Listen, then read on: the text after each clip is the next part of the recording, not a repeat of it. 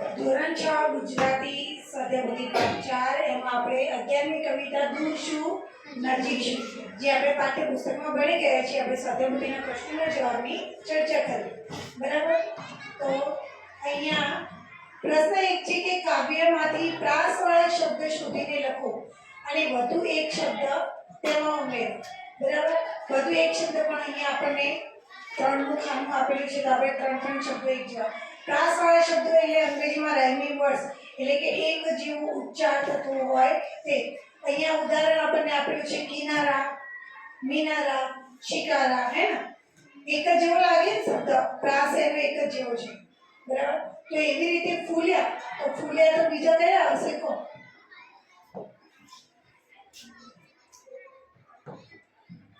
ફૂલ્યા, તો એના જેવું પ્રાસિક શબ્દ બોલો બોલો કાવ્યાબેન. ફૂલ્યા.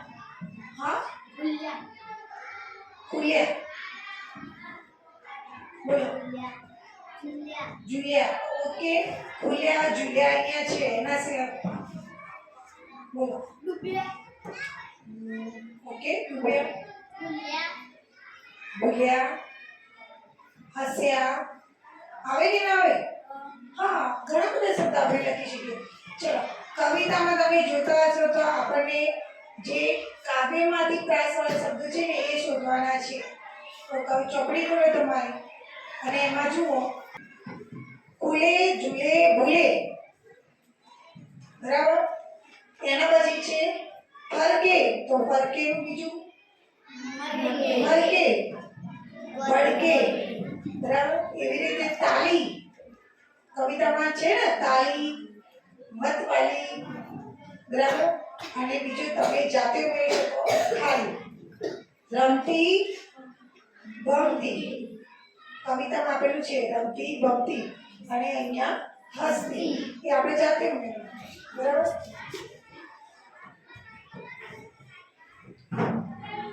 હવે તમે જે શબ્દ ઉમેર્યા છે એનો અર્થ જાણો અને લખો. જેમ કે અહીંયા લખ્યું ને તો કિનારા, મિનારા, શિકારા, તો શિકારા એમને ઉમેર્યું ને, તો આપણે જે શબ્દો ઉમેર્યા છે એનો અર્થ લખવાનો છે કે શિકારા એટલે કે નદી કે સરોવરમાં ફરવા માટે વપરાતી એક પ્રકારની હોડી, બરાબર? તો અહીંયા આપણે જે શબ્દો ઉમેર્યા છે એ આપણે લખવાના છે. તો અહીંયા આપણે કયો શબ્દ ઉમેર્યો? જુલિયા. તો જુલિયાનો અર્થ શું થાય? જુલિયા એટલે હિંચકો ખાવો. શું થાય? હિંચકો. હિંચકો ખાવો ના રે? બધાને આવડે, બોલતા કેમ નહીં? ખોટું તો ખોટું બોલવાનું. ચલો, એવી રીતે અહીંયા ભૂલે, ભૂલે એટલે બોલો. હા, ભૂલી જાઓ. ચલો, એવી રીતે ભડકે, બોલો. ભડકવું, ભડકેના ઘણા અર્થ થાય, જેમ કે આગ ભડકતી હોય તો સળગતી હોય, બરાબર? માણસ ભડકેલો ડરી જો થાય ને, આપણે કહેતા કે આ તો ભડકી ગયું, બરાબર? એટલે કોઈ હળગી નહીં ગયું, એનો અર્થ ડરી જાઓ. તો એના જે વાક્ય એ પ્રમાણે અર્થ લખે. ખાલી,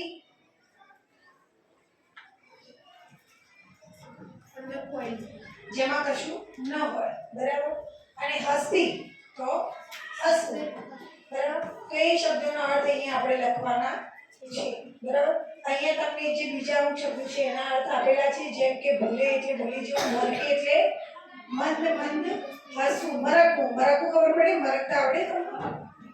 મરકજો, એને હસવું કહેવાય. મરકીએ તો એનો અવાજ ના આવે, એ ફક્ત આટલું જ, બસ. નહીં કોઈ વાત કરતા હોય ને એટલે બહુ પેલી સિરિયસ ટોપિક ચાલતો ને, એટલે એનો મિત્ર હોય એટલે એના હસવું આવી જાય, એટલે પેલો કે તું હસ્યો, મારા વાત ઉપર હસે, ના ના હું જો હસ્યો કે, બરાબર? મરકવું એટલે મંદ મંદ હસવું, જેનો અવાજ આવે નહીં.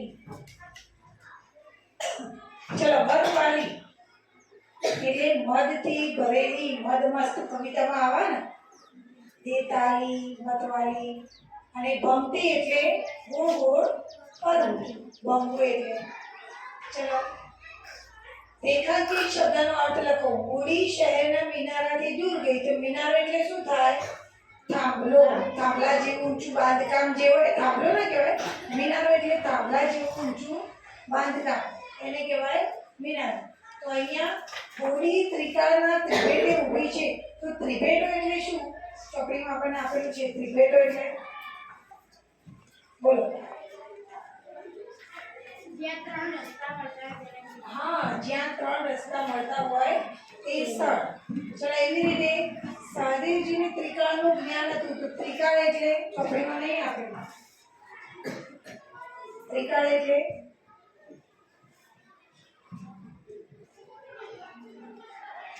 બોલો. ભૂતકાળ.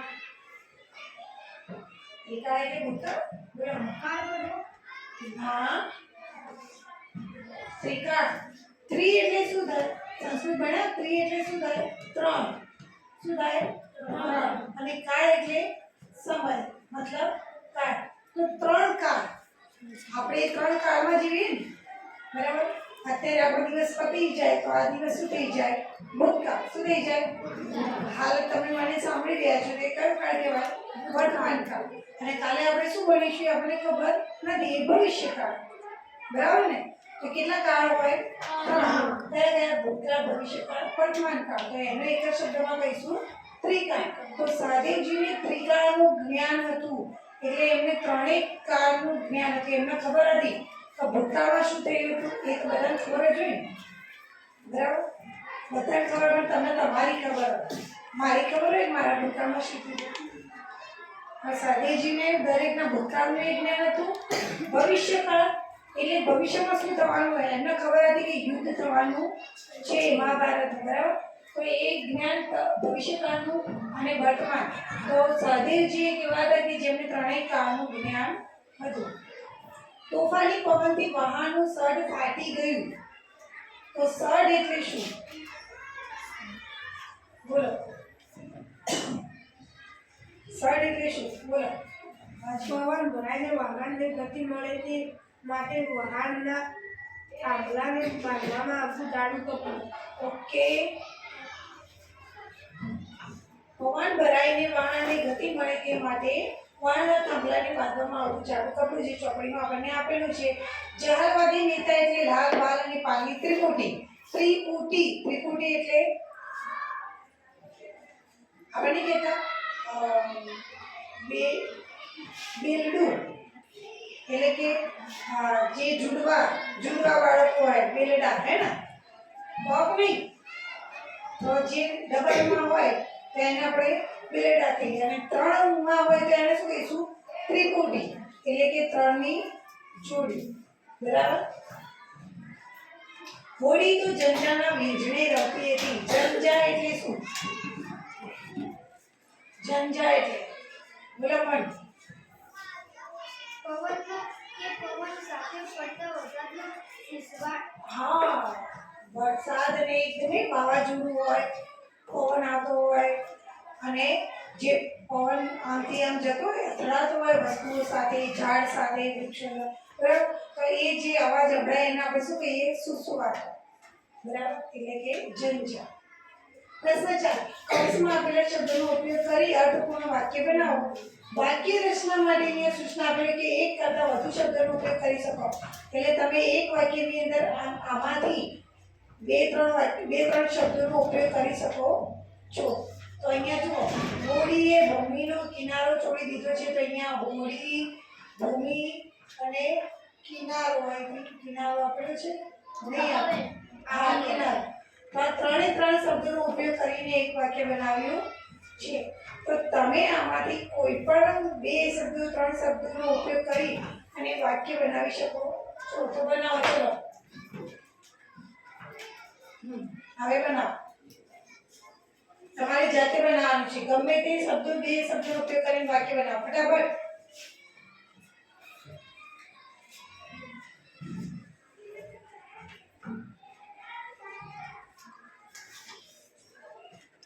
બોલો કાવ્ય. હોડી દરિયાના કિનારે સુધી પહોંચી ગઈ છે. હોડી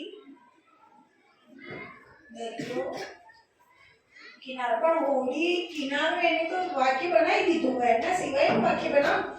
બીજા ઘણા બધા શબ્દો છે. રેતી, શંખ, સડ, વાયરો, બીજ, ત્રિકાળ, પૂનમ. બોલો બોલો. રેતીમાં શંખ પડ્યો છે. તાળીવાળા બધા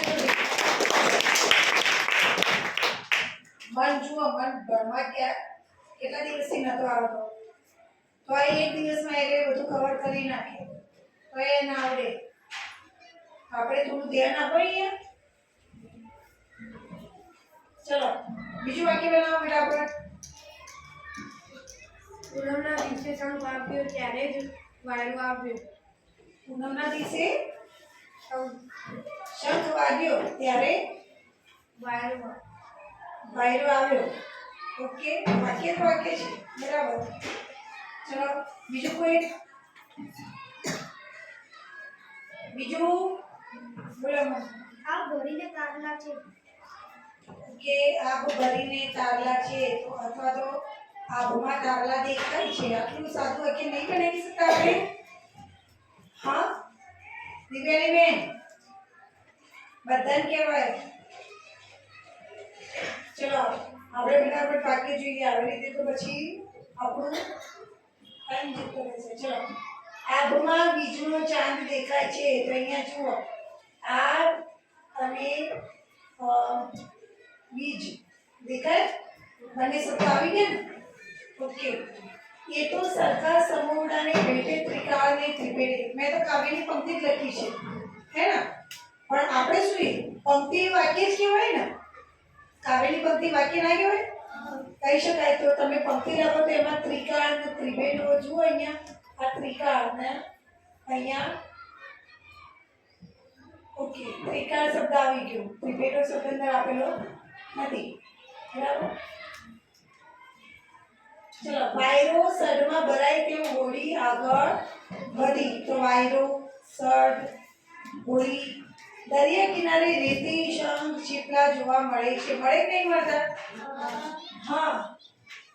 મારી માતાના પાલવમાં તારલા ગૂંથેલા છે. પાલવ એટલે શું? માતાનું પાલવ સાડી. સાડી ને સાડીનો સાડલાનો લટક છે. સાડીનો છેડો આવે તો હોય ને આમ સાડીનો છેડો, એને કહેવાય પાલવ, બરાબર. ગુજરાતી સાડી પહેરી હોય આમ પહેરી, જે આગળ હોય એને કહેવાય, બરાબર, પાલવ. પ્રશ્ન 5 નીચેના વાક્યોને કાવ્યના ક્રમમાં ગોઠવો. તો કાવ્યમાં જે ઘટનાઓ થઈ હતી, કવિતા તમને બધા યાદ છે? હા કે ના? તો બોલો. હા. તો કવિતા તમારી જોડે ખુલ્લી છે ચોપડી, એમાંથી જોઈને પહેલી કઈ ઘટના બની હતી આપણે કહેવાની. હોડી ખોદીને તારલાને તાળી આવે છે. હોડી જંજાળને મીંઢણા દ્વારા રમે છે. હોડી દરિયા કિનારાને છોડીને દૂર જાય. હોડીએ ધૂળના તારાનું નિશાન તાક્યું કે હોડી નવા પાણી પર ઝૂલી રહે. શું આવશે પહેલું? પહેલું શું લીટી છે? કવિતા ગાવા શરૂઆત કરજો. પહેલી લીટી ગાજો. ગાઓ.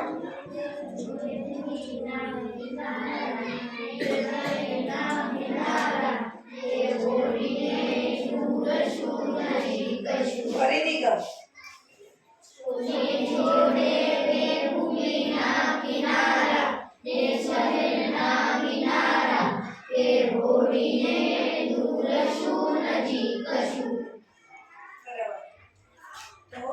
હોડી દરિયા કિનારાને છોડીને દૂર જાય છે, બરાબર. ચલો પછી બીજા નંબરે આવશે કે હોડી નવા પંથ પર ઝૂલે છે. એના માટે તમને કવિતા દેખાય છે? પછી લીટી આવી દેખ્યું શું લખીએ? સામે આભના તે આગળ ઝૂલે તે પંથ નવા ઝૂલે કે હોડીને દૂર શું નજીક શું. ઓકે, તો પંથ નવા ઝૂલે. બીજા નંબર. ત્રીજા નંબરે આવશે તારલા વાળું લીટી. કૂદી કૂદી તે તારલાની તારી અસંખ્ય મધુરવાળી કે હોડીને દૂર શું નજીક શું. હા, તો ત્રીજા નંબરે આવશે આપણે આ રીતે કે હોડી કૂદીને તારલાને તાલી આપે છે. પછી ચોથા નંબરે શું આવશે? કદી ઝંઝાને વીંજણે રમતી, તોફાને ગમતી, એ હોડીને દૂર શું નજીક છું. દેખાય કવિતામાં લાઈન સર આપેલા એ બધા ઘટનાઓ. હા, તો પછી ચોથા નંબરે આવશે કે ઊંડી ઝંઝારોની વીંજણા દ્વારા રમે છે. અને છેલ્લે હોડીએ ધ્રુવનું નિશાન, એણે ધ્રુવનું નિશાન બધું તાક્યું, બાકી ન કરી રાખ્યું, એ હોડીને દૂર શું નજીક છું. ઓકે. અહીંયા આપણે આ જે કવિતા હતી એ પ્રમાણે વાક્યો ગોઠવવાના હતા. તો પહેલું શું કરે તું? તો હોડી દૂર જાય છે, પછી પંથ નવા ઝૂલે, પછી તાવલાની તાલી આપે, વીંજણા દ્વારા રમે છે, અને પછી પાછું કે ધ્રુવના નિશાન તાક્યું છે. બરાબર? ચલો પ્રશ્ન 6. ઉદાહરણ મુજબ રેખાંકિત શબ્દ જવાબ તરીકે મળે તે રીતે પ્રશ્ન બનાવો. બસ દરેક જણ ધ્યાન આપજો. આના પ્રશ્નો તમારે બનાવવાના છે. અહીંયા ધ્યાન આપો. રશ્મિએ પલકને રવિવારે ગુલાબી રંગની પેન આપી. તો તમારે આમાંથી 5 પ્રશ્નો બનાવવાના છે. ઉદાહરણ તરીકે પલકને ગુલાબી રંગની પેન કોણે આપી? તો કોણે આપી? રશ્મિએ. રશ્મિએ ગુલાબી રંગની પેન કોને આપી? કોને આપી? પલકને. રશ્મિએ પલકને શું આપ્યું?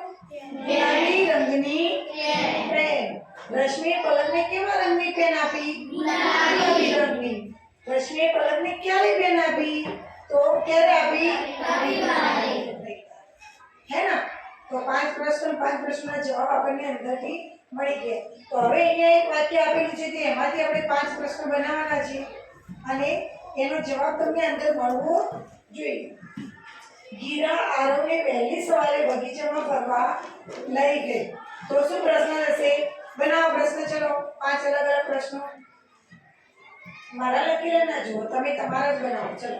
ગીરા કોને વહેલી સવારે બગીચામાં ફરવા લઈ ગઈ? સરસ, વેરી ગુડ.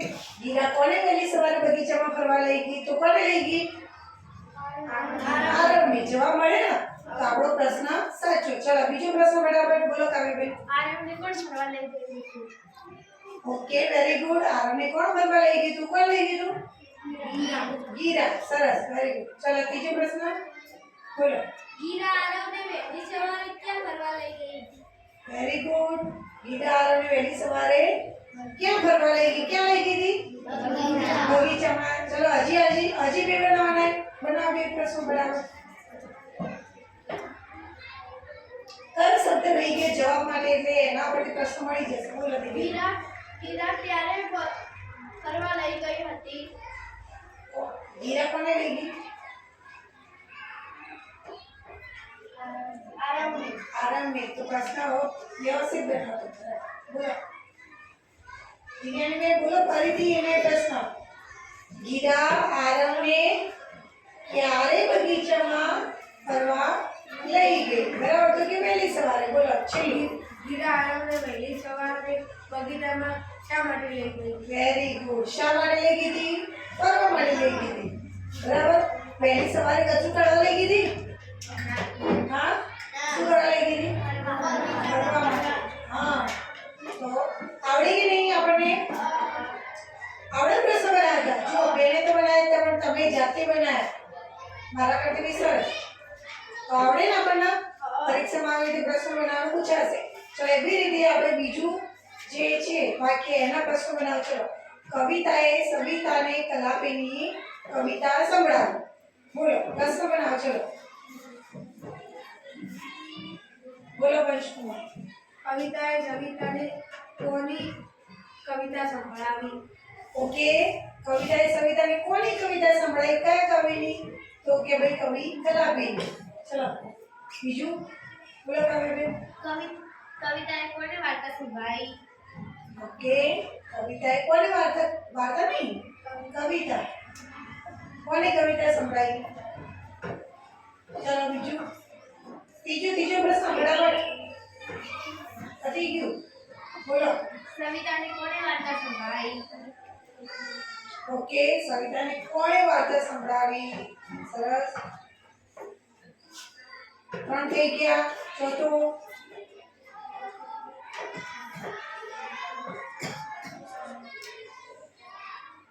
બોલો. સવિતાએ કવિતાને શું સંભળાવ્યું? સવિતાએ નથી સંભળાયું, કવિતાએ સંભળાવ્યું. સવિતા કવિતા કવિતા બધું એક થઈ ગયું. કન્ફ્યુઝ થઈ ગયા સવિતા અને કવિતા. અને આ પ્રશ્ન ચલો બરાબર 2 પ્રશ્ન રે બાકી જલ્દી. અહીંયા બાકી લાગે મનકુમાર બોલો ચલો. કવિતાએ કલાપીની વાર્તા સંભળાવી હતી. વાર્તાની કવિતા. હા, બધાના કવિતા કવિતા 2 વખત આવે. બોલ બોલ પ્રશ્ન બરાબર બોલ. સવિતાએ કલાપીની વાર્તા સવિતાને કવિતાએ સંભળાવી હતી. સવિતાને કવિતાએ કલાપીની વાર્તા કોને સંભળાવી હતી? એ તો આવી ગયું કોને સંભળાવ્યું. ચલો પ્રશ્નો જોઈ લઈએ આપણે. ચલો કોઈ વાંધો નહીં. કવિતાએ સવિતાને શું સંભળાવ્યું? તો કલાપીની કવિતા સંભળાવી હતા. તો કવિતા સંભળાવી. કવિતાએ કોને કલાપીની કવિતા સંભળાવી? સવિતાને. કોણે સવિતાને કલાપીની કવિતા સંભળાવી? કોણે સંભળાવી હતી? કવિતાએ. કવિતાએ સવિતાને કયા કવિની કવિતા સંભળાવી? કયા કવિની સંભળાવી હતી? કવિતા તો કવિ તો ઘણા બધા હોય ને, તો કોણે લખી હતી એ કવિતા? કલાપીની. કવિતાએ સવિતાને કલાપીની કવિતા ગવડાવી કે સંભળાવી? હા બરાબર. એમ બી પૂછાય કે લખાવી કે સંભળાવી? બરાબર પૂછી શકાય ને? ઓકે ચલો પ્રશ્ન 7 કાવ્ય પંક્તિ આપેલી છે ને એના આધારે આપણે પ્રશ્નના ઉત્તર લખવાના છે. દરિયાને તીરે એક રેતીની ઓટલી ઊંચી અટુલી અમે બાંધી જીરે. પગલું તું એક એક પાડે મહેમાન એમ રામજીની આણ અમે દીધી જીરે. પહેલા મહેમાન તમે આવો કોણ? સૂરજદેવ. પગલું સોનેરી એક પાડજો જીરે. પગલામાં નવલખ તારાની ભાતને સંધ્યાના રંગ બેટ પાડજો જીરે. પછી બીજા મહેમાન કોણ? બીજા મહેમાન તમે આવો પવનદેવ. પગલું પરણતું એક પાડજો જીરે. પગલામાં વાત લખો પરીઓના દેશની. ફૂલડાની ફોરમ ઉડજો જીરે. ફૂલડાની ફોરમ. ફોરમ એટલે શું થાય કોઈને ખબર છે?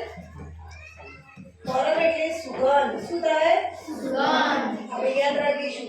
ત્રીજા મહેમાન તમે આવો સમદાર દેવ. બરાબર. સમદાર એટલે બોલો બોલો. સમુદ્ર એટલે સમુદ્ર. ખબર હોય પણ તમે હજી છઠ્ઠામાં ગભરાઈ જાઓ. પગલું મોતીનું એક પાડજો જીરે. પગલામાં મહેજની સાથે પાતાળના માણેકના દીવા પ્રગટાવજો જીરે. તો તમને કવિતા સાંભળીને ખબર પડી ગઈ કે કોની વાત કરવા? હા શું વાત કરી કવિતામાં? કે મહેમાનને આવવાની વાત કરી. મહેમાન માટે શું કરે? દરિયાને તીરે એક રેતીની ઓટલી ઊંચી અટલી અમે બાંધી. એટલે અમે દરિયાના કિનારે ઊંચી ઓટલી એટલે કે ઓટલો બાંધીશું મહેમાન. પછી કયા કયા મહેમાનોને બોલાવ્યા? સૂરજદેવ, પવનદેવ અને સમદર. તો આપણે એના પરથી પ્રશ્ન જોઈએ. ચલો દરિયાના તીરે શું બાંધવાની વાત કરી છે? શા માટે? શું બાંધવાની વાત કરી? હાલ જ આપણે જોયું. બોલો વ્યવસ્થિત અવાજ સંભળાયો. રેતીની ઓટલી. શા માટે? કોના માટે રેતીની ઓટલી બાંધવાની વાત કરી? બોલો મંજુમા. દરિયા કિનારે ઓટલી બાંધી અને મહેમાનો માટે. મહેમાનો માટે. કોના માટે? મહેમાનો માટે. તો આપણે દરિયાના તીરે કવિ રેતીની ઓટલી બાંધવાની વાત કરી છે, જેમાં મહેમાન પગલા પાડે. બરાબર. ચલો બીજો પ્રશ્ન. કાવ્યમાં કયા કયા મહેમાનોને પધારવા માટે વિનંતી કરવામાં આવી છે? બધાને આવડે. કયા કયા મહેમાન હતા? હજી હાથ ઊંચા બધાના નહીં થયા. બસ પુલકીતભાઈ બોલો.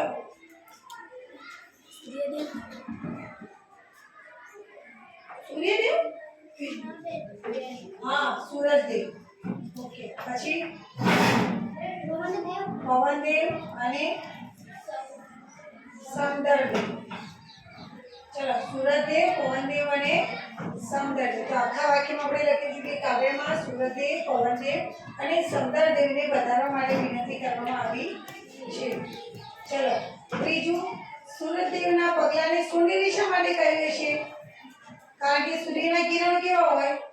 સોનેરી. સવારે સૂર્યનું કિરણ તમે જો ને પીળા રંગનું હોય, જોયું ઘરમાં એક પેલું જે કિરણો આવે સવારે પહેલા, એટલા માટે એને સોનેરી કહેવામાં આવે છે. કાવ્યમાં પવનદેવને શી વિનંતી કરવામાં આવી છે? પવનદેવને શું વિનંતી કરી? એને જો પવનદેવને બીજા મહેમાન તમે આવો પવનદેવ, પગલું પનોતું એક પાડજો. તો પવનદેવને શું વિનંતી કરી છે? એક પગલું પનોતું પાડવાની વિનંતી કરી છે. જો આ રીતે લખવાનું કે કાવ્યમાં પવનદેવને એક પગલું પનોતું પાડવાની વિનંતી કરવામાં આવી છે.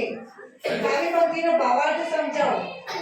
આજ બીજગલા દેખીને ઉપડી પૂનમેની ઢોકળી કે હોડીને દૂર શું નજીક છું. આપણને પરીક્ષામાં પંક્તિનો ભાવાર્થ પૂછાય જ છે, તો પંક્તિ તમારે સમજાવવાની.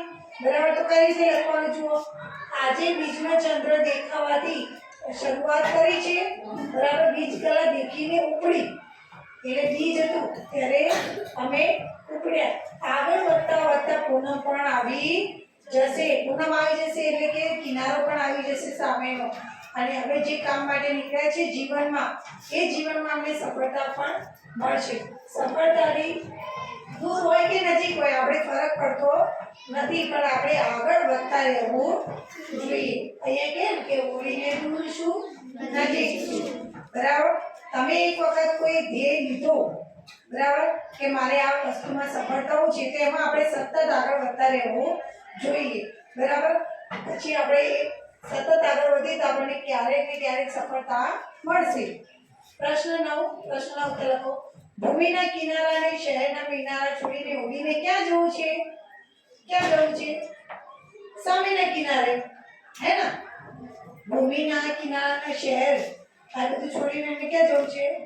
સામેના કિનારે. એટલે કહેવાનો મતલબ કે સફળતા મળે ત્યાં સુધી જવું છે. હોડી આભલા તરલાવ સાથે શું કરે છે? કૂદીને શું કરે? તાલી. આપણે હમણાં કવિતા ગાઈ ને, બરાબર, કે હોડી આભલા તરલાવને કૂદીને શું આપે છે? તાલી આપે છે. નવા પંથ ક્યારે ખુલશે? તો જ્યારે આબ ખુલ્લું હોય, એટલે કે ધ્યેય નક્કી હોય ત્યારે નવા પંથ ખુલશે. બરાબર, અહીંયા પંક્તિ જુઓ, નવા પંથ વાળી ફરીથી આપણે જોઈ લઈએ એક વખત. સામે આગ માટે આગળ ખુલે ને પંથ નવા ઝૂલે. એટલે કે જ્યારે આગ ખુલ્લું હોય એટલે કહેવાનો મતલબ કે તમારું ધ્યેય ચોક્કસ હોય, નક્કી હોય. તમે એક વખત નક્કી કરી દીધું ભાઈ કે મારે લાંબી કૂદમાં પ્રથમ નંબર લાવો એટલે લાવો, તો એ ધ્યેય જ્યારે નક્કી હોય ત્યારે નવા પંથ ખુલશે. આ ગીત દ્વારા આપણને શી પ્રેરણા મળે? શું શીખવા મળે? શું બોધ મળે? બરાબર, તો આ ગીત દ્વારા આપણને જીવનરૂપી યાત્રામાં સતત આગળ વધતા રહેવાની પ્રેરણા મળે છે. બરાબર, દૂર શું નજીક શું એમાંથી શું શીખવા મળે? કે આપણે હારી ના જવું જોઈએ. પંથ ક્યારે લાંબો થઈ જાય, ક્યારે જલ્દી સફળતા મળે, ક્યારે તમને જલ્દી સફળતા મળે, ક્યારે સમય વધારે લે. બરાબર, તો આપણે એમાં હિંમત આવવી જોઈએ નહીં, બસ સતત કામ કરતા રહેવું જોઈએ. ચિત્ર જુઓ. ચિત્રને આધારે પ્રશ્નો બનાવવાના. શું કરવાના? પ્રશ્ન તમારે બનાવવાના, જવાબ પણ તમારે જ લખવાના ચિત્ર પરથી. તો ચિત્ર જોઈ લો, પ્રશ્ન બનાવો. ચલો, તમારે જોઈ સ્વાધ્યાય બધી છે બધા, જોઈ લો ચિત્ર. હવે આ ચિત્ર ઉપરથી પ્રશ્ન બનાવો અને જવાબ પણ બોલો. જેમ કે હું એક પ્રશ્ન કહું કે આ ચિત્ર શેનું છે? શેનું છે? આ ચિત્ર દરિયામાં રાત્રિના સમયે દરિયામાં તોફાનનું ચિત્ર છે, હે ને? જો અહીંયા ચાંદ દેખાય, અંધારું છે, રાત્રિ છે અને તોફાન દેખાય ને? હા, મોજા કે ઉછળતા દેખાય એટલે એનો મતલબ કે તોફાન આવેલું છે. બરાબર, તો જવાબ એ. ચલો, બીજો પ્રશ્ન. દરિયામાં તોફાન છે. એ તો પ્રશ્ન એવો કઈ લીધું ને આપણે પ્રશ્ન. બોલો. ચાંદની બાજુમાં શું ચમકે છે? ચાંદની બાજુમાં શું? ઓકે, સરસ. તાળી પાડો બધા જ. એટલે મને સારું કર્યું. શું ચમકે બોલો? તારો. સરસ. Very good. અહીંયા જે ચંદ્ર છે તો એની બાજુમાં નાનું ટપકા જેવું શું ચમકે છે? એનો આપણે પ્રશ્ન પૂછી શકીએ તો શું ચમકે છે? તારો. ઓકે, ચલો બીજો પ્રશ્ન ફટાફટ. બોલો. હવે હોડીના ઉપર શું છે? હોળીના ઉપર શું છે? હા, શું છે પણ? ચલો. હા? ચાંદનો. ઓકે, હોળીના ઉપર ચાંદો છે. હોળીના ઉપર ચાંદો? એટલે હોળીના અડી ચાંદો છે એમ. તો આ મતલબ અડી છે? તમે બેન ચિત્રમાં તો બરાબર છે કે હોળીના ઉપર શું છે? તો ચાંદો છે. બરાબર છે પ્રશ્ન. હા, બીજો પ્રશ્ન બનાવો. ચલો દિવ્યાની બેન. આ ચિત્રમાં વીજળી ચમકે છે કે નહીં? ઓકે, વીજળી ચમકે છે કે નહીં? બરાબર. તો હા, અહીંયા આપણને દેખાય ને. હા, બીજું બરાબર. છેલ્લો પ્રશ્ન પૂછો કોઈને. બોલો. આ ચિત્રમાં ચાંદ છે કે નહીં? ચલો હવે આપણે પ્રશ્ન જોઈ લઈએ. પહેલો અહીંયા પ્રશ્ન ઉદાહરણ તમને આપી દીધું કે આ ચિત્ર વિશે તમે શું સમજ્યા છો? શું સમજે છે એનો મતલબ ચિત્ર શું કહેવા માંગે છે? તો આ ચિત્ર રાત્રિમાં દરિયામાં આવતા તોફાનનું ચિત્ર છે. બરાબર. હવે આપણે પ્રશ્ન પૂછીએ તો ચિત્રમાં કઈ વસ્તુ સમુદ્રમાં તરતી દેખાઈ રહી છે? કઈ વસ્તુ હતી? હોડી. બરાબર. તો શું તરતું દેખાય? તો લાકડાનું જહાજ, હે ને? અથવા તો હોડી. ચંદ્ર ચિત્રમાં કેવો દેખાઈ રહ્યો છે? તો ખૂબ મોટો અને પ્રકાશી. અહીંયા જો ખૂબ મોટો અને તેજસ્વી. બરાબર. સમુદ્રના મોજાઓ કેવા છે? સમુદ્રના મોજાઓ ઊંચા ઊંચા અને તોફાની. બરાબર. જહાજને કઈ મુશ્કેલી પડી છે? જહાજને શું તકલીફ આવી? ચિત્રમાં શું દેખાય તમને? બોલો મંજરી. જહાજ તોફાનમાં ફસાઈ ગયું છે. હા, જહાજ તોફાનમાં ફસાઈ ગયું છે. હજી કોઈને મગજમાં આવે પ્રશ્ન ચિત્રો પરથી? કોઈને આવે છે પ્રશ્ન? બોલો. બોલો મંજરી. બોલો. દરિયામાં જહાજ સળગ્યું હશે કે નહીં? હા, દરિયામાં જહાજ સળગ્યું હશે કે નહીં? બરાબર. કેમ સળગવાનો કેમ પ્રશ્ન આવ્યો? દરિયામાં ઓકે, વેરી ગુડ. કે ઓઇલ ને એવું બધું હોય એટલે કદાચ હા સળગી હોય પણ એ સળગી દરિયો પાણી જોડે જ છે. બરાબર. એટલે વધારે ના થાય. તારો ચંદ્રની નજીક છે કે દૂર? તારો ચંદ્રની નજીક છે કે દૂર? જહાજ મોજાઓ વચ્ચે ફસાઈ ગયું છે. ઓકે, જ્યાં દરિયામાં મોજાઓ વચ્ચે ફસાઈ ગઈ છે. ચિત્ર જુઓ તમારે. ચિત્ર જોઈને ખબર પડી. ઘણા બધા પ્રશ્નો આપણે બનાવી શકીએ. બરાબર. ચલો તો અહીંયા આપણું જે 11મી કવિતા છે દૂર શું નજીક શું એના આપણે સ્વાધ્યાયપોથીના પ્રશ્નો પૂરા થઈ ગયા છે. તો હવે જાતે લખતા આવડશે ને? હજી આવડ નહીં આવે? હા કે ના? ઓકે, તો આપણે જાતે લખવાનો પ્રયત્ન કરીશું.